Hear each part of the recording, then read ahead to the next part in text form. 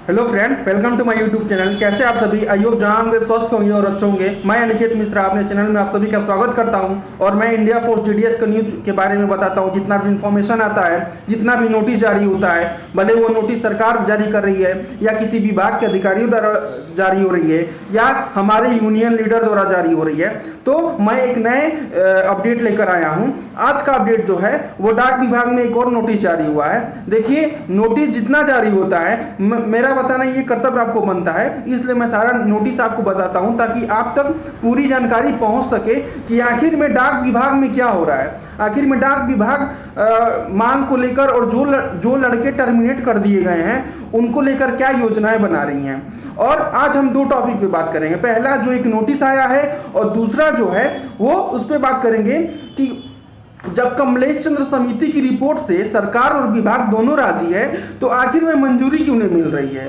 दिक्कत कहाँ आ रही है? क्योंकि कमलेश चंद्र समिति की रिपोर्ट से सरकार भी सहमत थी और विभाग भी सहमत था, तो आखिर क्या वो वजह है कि अभी तक मंजूरी नहीं मिली, जिससे कि जितने 2,70,000 ग्रामीण डाक सेवक हैं वो इस आस में लगाए बैठे हैं। और जहां से भी मैं ये बताना चाहता हूं कि किसी भी यूट्यूब पर अगर कोई डाक विभाग का न्यूज बताता है तो ये लोग आकर सबसे पहले उसको देखते हैं और इस इंतजार में रहते हैं कि कभी ना कभी शायद कुछ गुड न्यूज मिल जाएगा, लेकिन ऐसा कुछ होता नहीं है। तो उस पर बात करेंगे और जो नोटिस आया है हम उस पर बात करेंगे। तो चलिए शुरू करते हैं। शुरू करने से पहले मैं रिक्वेस्ट करता हूं कि मेरे वीडियो को अधिक से अधिक लाइक करिए और प्यार करिए। और ये आपका यूट्यूब चैनल है और ये आपका ही यूट्यूब चैनल है। तो आइए शुरू करते हैं। तो ये डाक विभाग को जो नोटिस आया है मैं आपको सबको दिखा दे रहा हूँ पहले, ताकि आपको शायद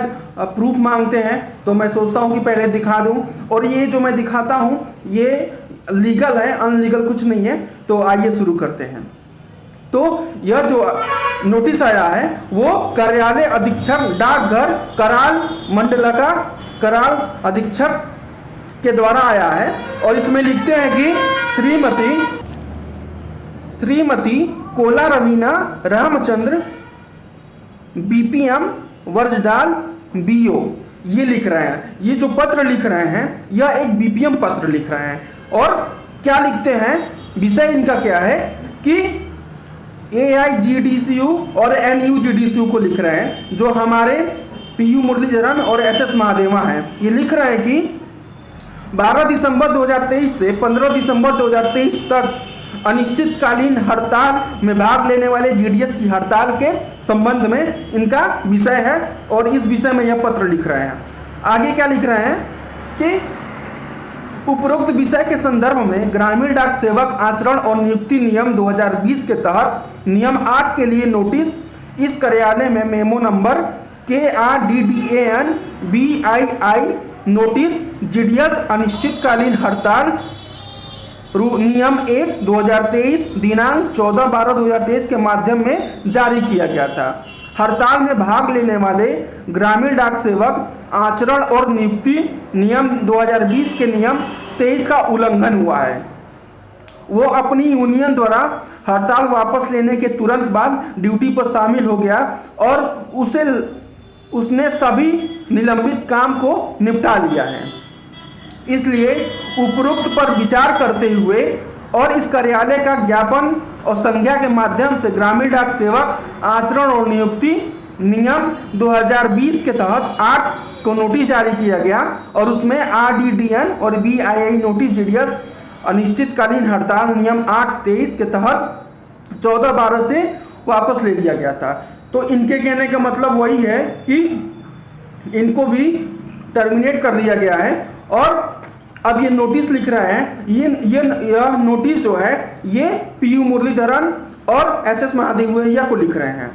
और इनमें ये बताया गया है कि जो अनिश्चितकालीन हड़ताल चला था उसके खत्म होते ही 4 दिन का जितना काम बचा हुआ था उन्होंने उस काम को भी निपटा लिया था, लेकिन इनको उस दौरान टर्मिनेशन लेटर के मिल गया और इनको बर्खास्त कर दिया गया है।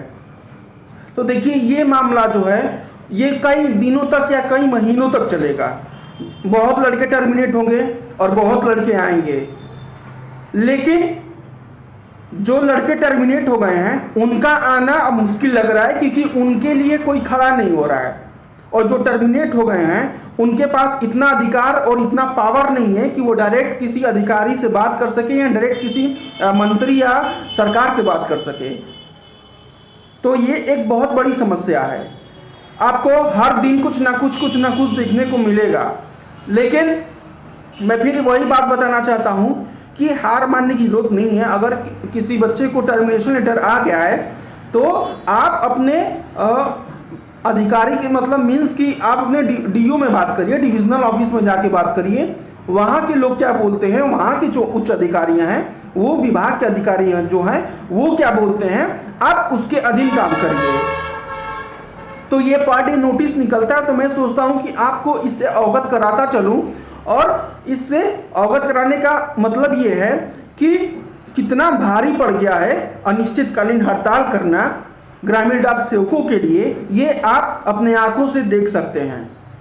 अगर हम दूसरी बात करें कमलेश चंद्र समिति की रिपोर्ट, मुझे एक बात नहीं समझ में आती है कि अगर सरकार और विभाग कमलेश चंद्र समिति की रिपोर्ट से कहीं ना कहीं सहमत है और उसने हड़ताल के दूसरे दिन ही बताया था कि हम कमलेश चंद्र समिति की रिपोर्ट की सराहना करते हैं और कदर करते हैं और इसको भविष्य में हम लागू करने के लिए विचार कर रहे हैं, तो अगर कोई दिक्कत नहीं है कमलेश चंद्र समिति की रिपोर्ट से, तो मतलब आप लोग मंजूरी इतना डिले क्यों हो रहा है, इतना लेट क्यों हो रहा है? क्योंकि 2,70,000 ग्रामीण डाक सेवक रोज आस में बैठे रहते हैं। रोज हर एक यूट्यूब पर जितने भी यूट्यूबर हैं, जितने भी जीडीएस के न्यूज़ बताते हैं, मुझे नहीं लगता कि उनके कमेंट्स जो आते हैं वो फ्रस्ट्रेट होकर कुछ निकलते होंगे।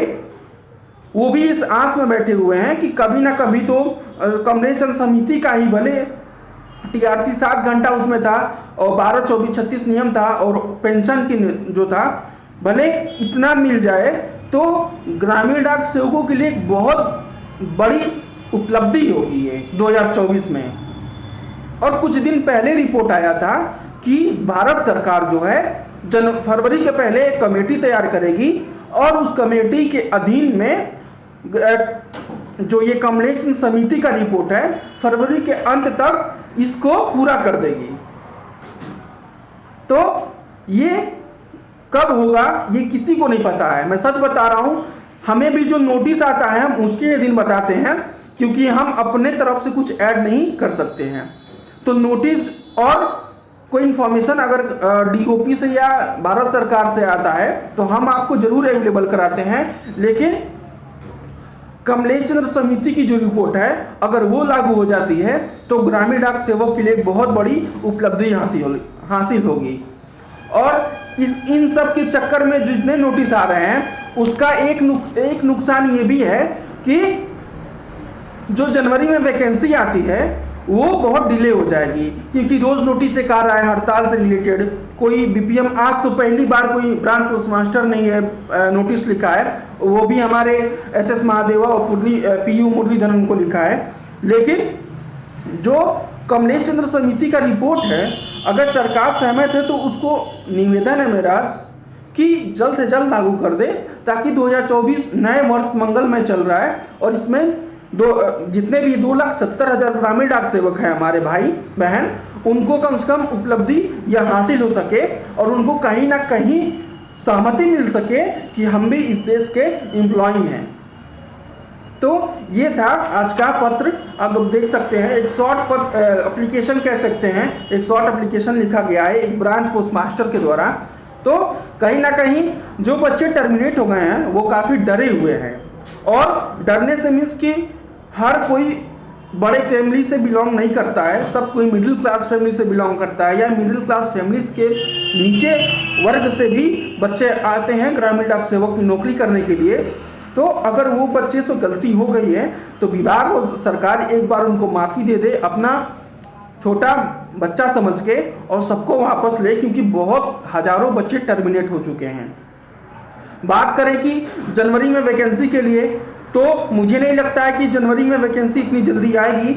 अभी तक शेड्यूल 4, 5, 6 जितने भी लिस्ट आ चुके हैं उनका फर्स्ट डीवी किसी का हुआ है, किसी का सेकेंड भी हुआ है, किसी का ट्रेनिंग भी नहीं हुआ है, हजारों बच्चे लटके हुए हैं और यह प्रोसेस कंप्लीट होने में कम से कम 3 से 4 महीने लग जाएंगे। फिर हर विभाग से कैलकुलेशन किया जाता है कि कितना सीट कहाँ कहाँ तक खाली है। तो अभी यह उम्मीद करना गलत होगा कि इतनी जल्दी कोई वैकेंसी ग्रामीण डाक सेवक की आएगी। तो आप लोग को वेट करना पड़ेगा। अगर जो बच्चे इंतजार कर रहे हैं, अगर कुछ नया इन्फॉर्मेशन आता है इससे रिलेटेड तो मैं ज़रूर बताऊंगा। अगर आपको कुछ पूछना होगा तो प्लीज़ कमेंट करिएगा, मैं ज़रूर रिप्लाई दूंगा। और कुछ नया नोटिफिकेशन या नया अपडेट या नया इन्फॉर्मेशन मिलेगा तो मैं ज़रूर बताऊंगा। और मिलते हैं नेक्स्ट वीडियो में, तब तक के लिए बहुत बहुत धन्यवाद।